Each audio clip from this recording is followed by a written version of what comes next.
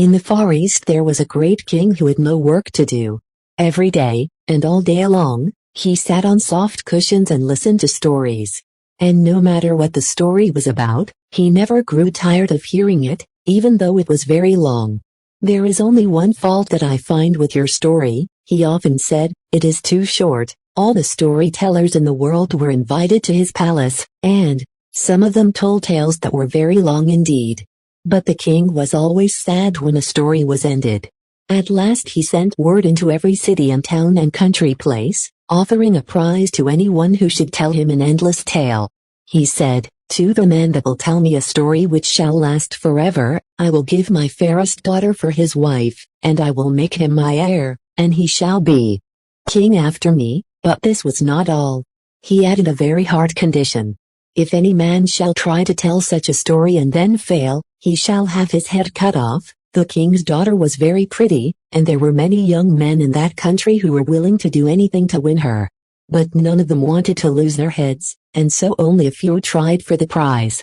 One young man invented a story that lasted 3 months, but at the end of that time, he could think of nothing more.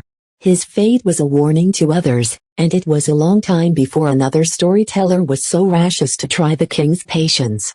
But one day a stranger from the south came into the palace. "Great king," he said, "is it true that you offer a prize to the man who can tell a story that has no end?" "It is true," said the king.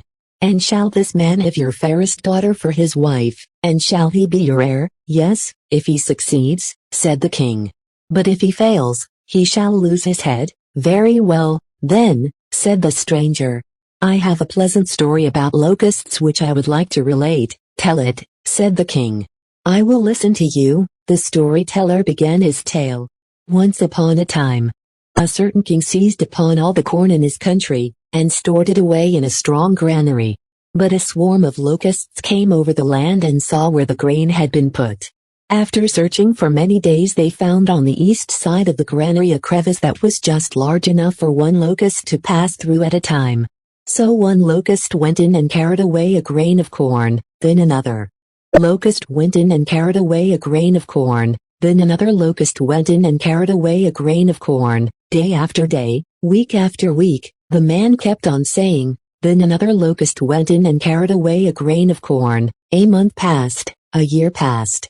At the end of 2 years, the king said, "How much longer will the locusts be going in and carrying away corn?" "O king," said the storyteller, "they have as yet cleared only 1 cubit, and there are many thousand cubits in the granary." "Man, man," cried the king, "you will drive me mad. I can listen to it no longer. Take my daughter, be my heir, rule my kingdom. But do not let me hear another word about those horrible locusts." And so the strange storyteller married the king's daughter. And he lived happily in the land for many years. But his father-in-law, the king, did not care to listen to any more stories.